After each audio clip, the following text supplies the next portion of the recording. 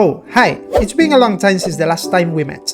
If you are new around here, I'm creating a story-driven open world survival game and I have been working on a lot of stuff these past few months. Let me tell you what has changed in Resttore since then.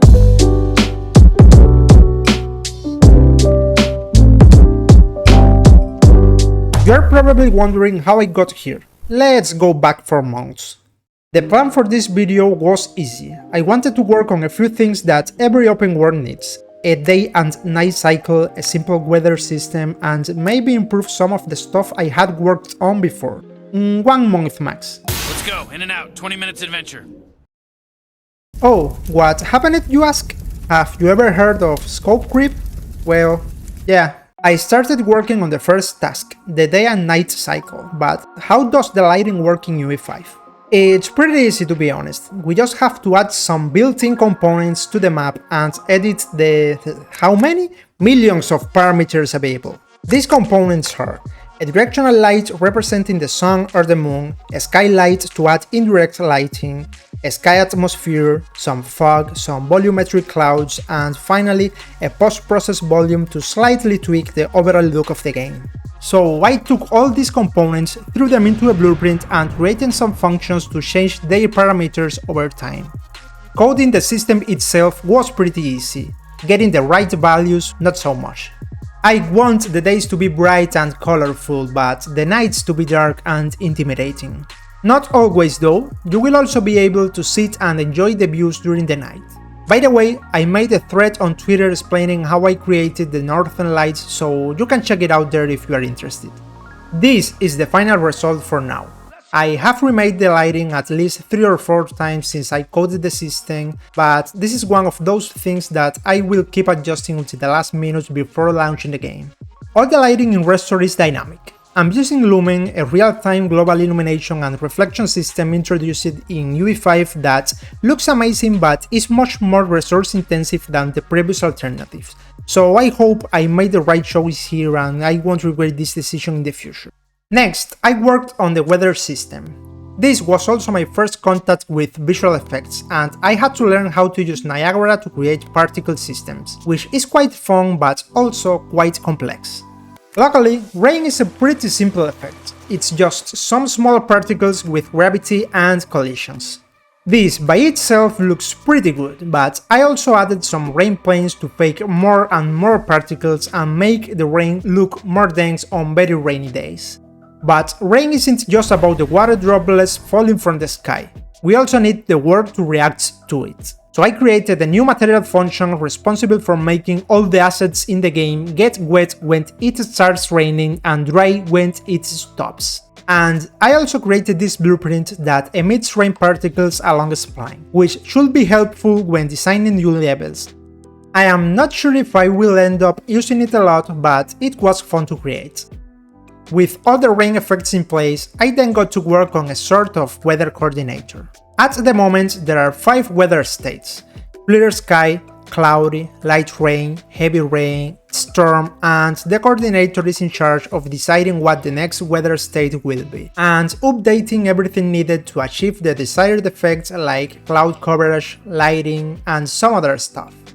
A day and night cycle and a weather system were already enough to make this video, but I wanted to add something more, so I went for a little walk to do some thinking. And by a walk I mean taking a walk in The Witcher 3, and by thinking I mean what cool shit can I steal from this game, and then it hit me.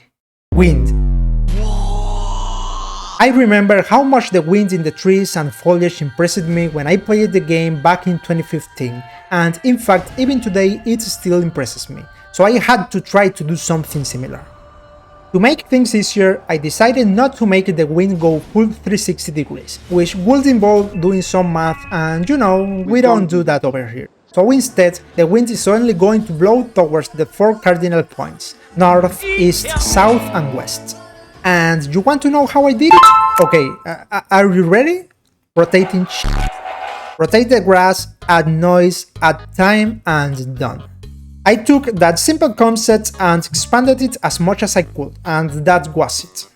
Trees are the same, but they use 3 materials. One for the trunk, one for the branches, and the last one for the leaves, which makes the movement look a lot more complex. Now seriously, this was quite difficult to make, and it will be much more difficult to explain in a simple way in this video. But if you are interested in me making a breakdown video explaining how I did it, let me know in the comments. On top of these fancy shaders, there is a wind coordinator that is in charge of changing the intensity and direction of the wind in the random way. While I was at it, I also took some time to level up my trees and create some new ones. These are all done in Houdini using a system I had created in Devlog number 1, and I created my own materials in Substance Painter. This time I focused a lot more on the silhouettes and shading, and of course I did a lot of testing with the wind to make sure everything works as intended. This would have been a good time to call it a day and do the devlog, but remember the scope creep? Oh boy, was I stupid as fuck. As I improved the trees, I quickly realized, everything else looks like shit, so I started improving everything else on the map. I got new materials from 𝗦𝗢𝗖𝗜𝗥𝗧 for the landscape, I remade the rocks, improved the blending of the objects with the terrain, and finally I started reworking the old water material. The water looked great before, but some stuff like caustics and underwater post-processing were not good enough. This ended up being more complex than I thought it would be, and it took me many attempts to make it work, but the result was totally worth it. The caustics looks amazing, everything blends nicely, and the underwater effects looks like, well, like water. Since I was so into water, I somehow came across this tweet of this incredible waterfall, and I like it so much that I started studying how waterfalls are created in video games, and as a consequence I created the first version of the waterfalls for the game. I still have to improve it a lot, but it's a good start. And while I was researching to remake the water shader, I saw something in the documentation that caught my attention. Buoyancy? What the f is buoyancy? Buoyancy or upthrust is an upward force exerted by a fluid that opposes the weight of a partially or fully immersed object. What? It turns out that Unreal's water system includes buoyancy, so I did some tests and integrated it into the game. This system is pretty solid and even takes into account the speed and direction of the rivers to move the objects floating on it. Super cool. Yo, wait a second. Change of plans, guys. We're making a boat now. Scope creep in project management is continuous or uncontrolled growth in a project's scope at any point after the project begins. Oh! To start, I modeled and painted small boats with which the character will be able to explore faraway islands. The first test was... but the second one... 3 weeks later. Okay, so I spent about 3 weeks working on this, but I think it works perfect now. You can get on the boat and sail switching between the 3 available speeds, stopped, slow and fast, and you better sail downwind because yeah, the wind affects the speed of the boat. You can also stand on the boat, which can be useful to travel to a specific area of the map and start fishing. I also plan to add the ability to upgrade the boat, so you can for example add a chest to store stuff or a torch to see at night. If you have any other ideas, please let me know in the comments, cause I would like to keep expanding this mechanic. As a bonus, I also made the water react to everything that passes through it, which looks especially good when you go sailing in the boat, and using this same system I also made the grass interactive, which also contributes to the feeling of immersion in this world.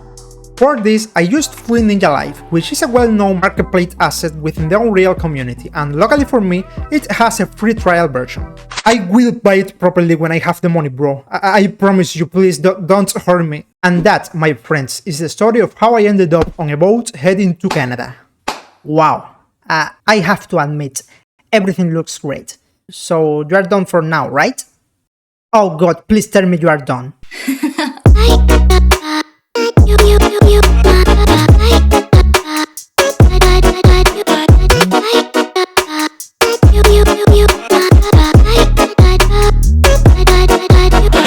So everything we did so far is fine, but Resttore is going to be an open world game with a massive map, so it's better to test if everything we have done so far is functional on a large scale. For the new map, I used Houdini again to generate a landscape with a resolution of 4096 by 4096. this is just a test, not the final map of the game, so I didn't bother too much to create something that makes sense, so if the map looks absurd, well, it is. I added our new day and night system, weather system, water, grass, trees, rocks, and if I want this game to run on any of your PCs, I need to heavily optimize this. There are many methods to optimize a game, but for the moment I only focused on 2. Cause none of this is final and I don't want to waste a lot of time optimizing something that is going to change in the end. LODs. Simple. You take your models and create less detailed versions to show them the further away they are from the camera. Unreal has tools to create this automatically, so I passed all the assets through this process and created between 3 and 4 levels of details for each one. In some cases, the models themselves are already quite optimized, like the grass for example, which is very small and therefore has very few vertices, so I tried to optimize them at the material level, to save at least some calculations. Falling. Another simple one. If we are far away from an object and we can hardly see it, we hide it. For example, look at these rocks in the river. If you are at this distance, you can tell the difference between when the rocks are there and when they are not. So why have them loaded in memory anyway? This technique can be done at the object level or even better at a global level. Using word partition, we can load and unload entire sections of the map with everything they contain, so that if we are in a corner of the map, we can hide all the assets that are 1000 units away. Unfortunately, this causes the game to lag every time it loads a new chunk of the map, which is super annoying and I still don't know how to counteract it, so if you have any ideas, please let me know. I also took some time to optimize and organize the materials and blueprints, which, although in some cases is not very noticeable, can also impact to a greater or lesser extent the performance of the game. And after all these optimizations, we reached around 19 to 100 frames per second, which is not the best, but it's pretty good for now and puts an end to this almost 4 months of hell. I would like to say that it is not going to happen again, but hey, it's me, it's going to happen again. So thank you very much for waiting patiently for me, and especially a huge thanks to all my patrons who support me and contribute to make all of this possible. This devlog has taken a long time, but look on the bright side, it's almost Christmas, and what a better way to celebrate than to get everyone together and subscribe to the channel and donate to my Patreon, please, I need the money. Okay, see you in months.